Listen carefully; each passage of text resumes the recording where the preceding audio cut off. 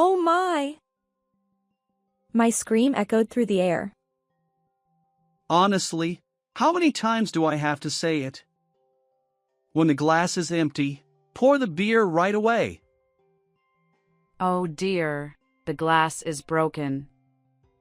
Isabella, clean it up quickly. Honestly, when will you grow up? This is insane. Why are these people so nonchalant about doing such things? My name is Isabella, a 26-year-old housewife. I've always been slow-witted. From the moment I entered elementary school, I realized I was falling behind. I was scolded by teachers countless times. Why couldn't I do such simple things? My parents are neither particularly enthusiastic about education nor completely neglectful. When my test scores were poor, they'd say, "Do better next time," and when it continued, they suggested, "How about going to a cram school?" I tried attending a cram school once, but the teacher's pace was too fast for me to keep up. Gradually, I became reluctant to go, and I started spending time at the park instead. However, I was soon caught when the cram school contacted my parents because I hadn't been showing up. I ended up quitting the cram school. That's when things started to go downhill for me. The moment I gave up, realizing that nothing could be done, everything became inconsequential, and I started hanging out with a bad crowd. Middle school was the worst time. Every day, we loitered at a convenience store, getting into cigarettes and alcohol. I'd leave home after my parents went to sleep and return before they woke up. That cycle continued. As a result, attending regular classes during the day was impossible, and I spent most days just sleeping. It was like going to school only for lunch. Later, I managed to get into a high school where you could enroll just by writing your name, but I had no motivation to study and dropped out. At that time, I left home after endless arguments with my parents, creating a rift between us. Since then, I've been working tirelessly at part-time jobs while living alone. But as I started working and living independently, I realized how much my parents had supported my life. The chores my mother did as a matter of course weren't actually ordinary, and my father going to work every day wasn't a given. I understood how I had taken their support for granted and how naive I had been. Still, back then, due to a mix of pride and embarrassment, I couldn't bring myself to visit my parents and apologize. After that, I resolved to live earnestly. In between my part-time jobs, I revisited the basics of compulsory education.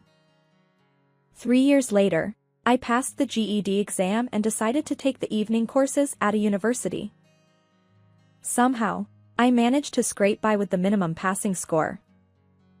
I was overjoyed. Although it was a lower-ranked university, it's incredible that someone like me, who used to be foolish, could go to university.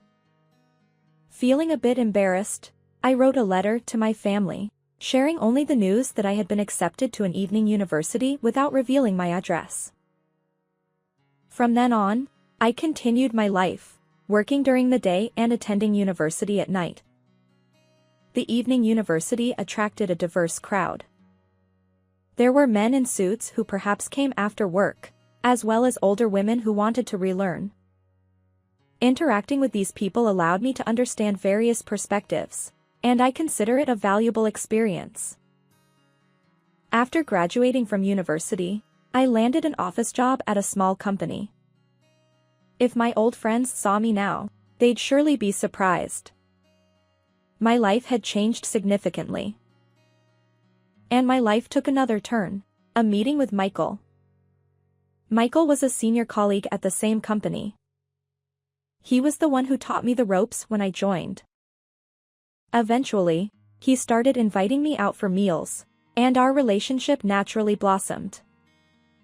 3 years later, he proposed, and we got married. He wanted me to focus on our home, so I decided to leave my job. I never dreamed that the rebellious girl I once was would end up leaving her job for marriage. When it came to informing my parents about the marriage, I could only do so through a letter. After all, we had parted ways in a heated argument back then, and I feared they might no longer care about me. Following our marriage, I ended up living with my in-laws in their home. My husband was the eldest son, and it was customary for the in-laws to live together. During the marriage introduction, I didn't have a negative impression of my in-laws, and there was a part of me that craved family love, so I agreed to cohabitate without much thought. Little did I know that this would mark the beginning of a living hell. I began experiencing severe mistreatment from my in-laws and husband. Isabella! Your cleaning is far too slow. Bathroom, toilet, weeding the garden. Do it more efficiently. Hey! I asked for tea. How long do I have to wait? Unbelievable! Hey, for breakfast, I prefer bread. I'll have yogurt. Mornings are for yogurt and fruit. My in-laws and husband were shamelessly demanding. Despite this, I clung to the strange notion that I needed their approval to be accepted by this family and in this house. So, I continued to be meek. Unfortunately, this only fueled their audacity even further. Isabella, give me a massage. Ah, excellent. I'll be next. Well then, after Dad, maybe I'll get one too. One person, 30 minutes each, for a total of an hour and a half of massages. And afterward, I brewed tea and served store-bought dessert to everyone, as if I were a housekeeper. I gradually began to suspect that I was being used for their convenience by my in-laws and husband. As a result, imperfections started creeping into the household chores I had previously executed flawlessly, and my in-laws and husband began blaming me for those shortcomings. Their tyranny escalated, and before I knew it, my in-laws and husband had turned into terrible manipulative individuals. Oh my! My scream echoed through the air. Honestly, how many times do I have to say it? When the glass is empty, pour the beer right away. He slammed the table as he spoke. The impact caused a glass to fall at my feet. Oh dear, the glass is broken. Isabella, clean it up quickly. Honestly, when will you grow up? This was madness. How could these people be so callous? I had reached my breaking point. I wanted to go home. But where?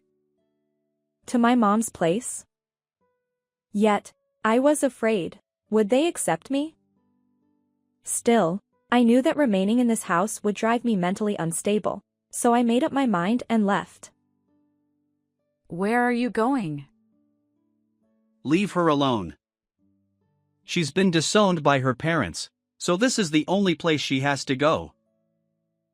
Despite my husband's words, I ignored him and left my in-laws' home. And after approximately 10 years, I arrived in front of my parents' home. As I hesitated to press the intercom button, a voice came from behind. Isabella.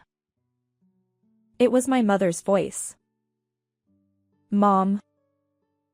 The moment I saw my mother, tears welled up uncontrollably. She was also crying, and she embraced me tightly. She welcomed me into the house, and there, I met my father after a long time. Holding back tears, he said, "Welcome back." I felt overjoyed. My parents didn't harbor any resentment toward me. Even after I had left without a word, they warmly received me after a decade apart. Awkwardly, I recounted everything that had happened since I left.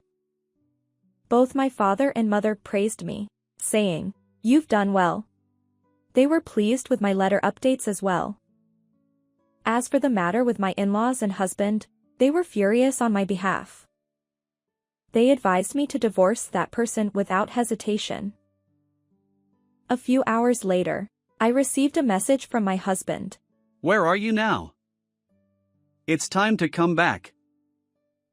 I replied, I'm currently at my parents' house. I won't return to that home anymore, so let's get a divorce. Almost immediately, my husband called.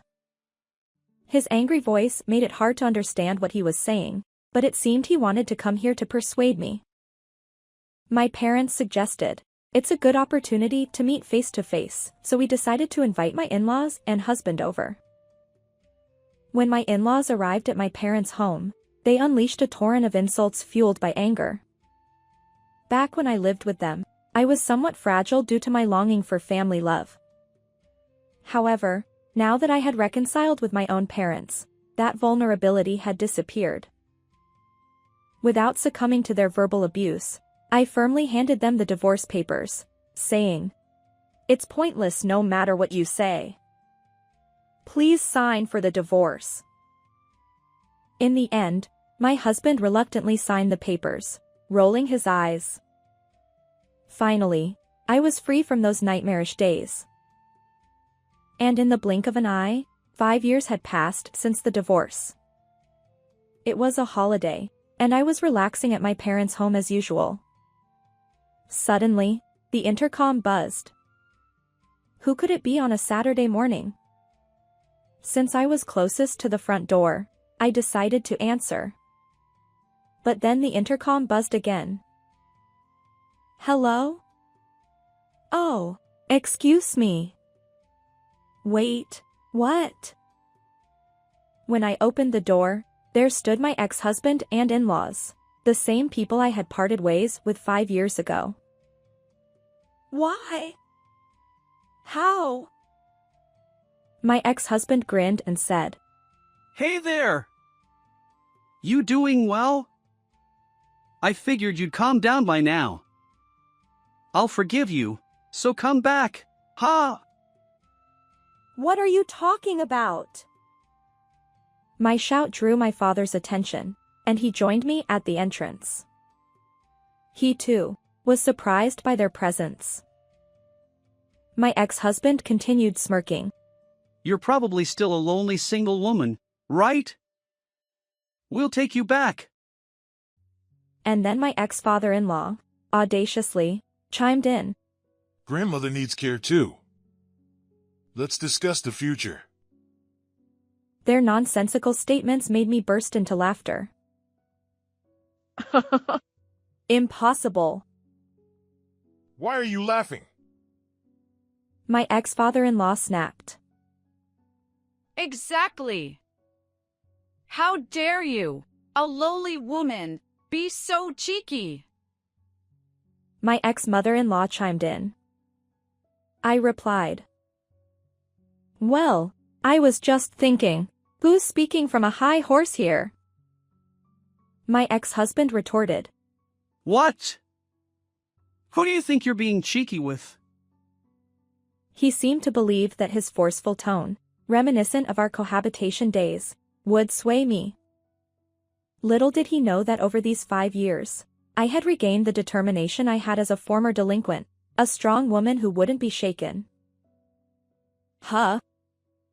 Obviously, I'm talking to you. This abusive jerk. My ex-husband and in-laws stuttered, taken aback by my intensity. Suddenly, my voice surprised my mother, who approached, saying, Isabella, calm down. The baby just woke up.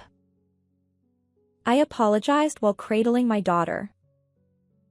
Oops, sorry.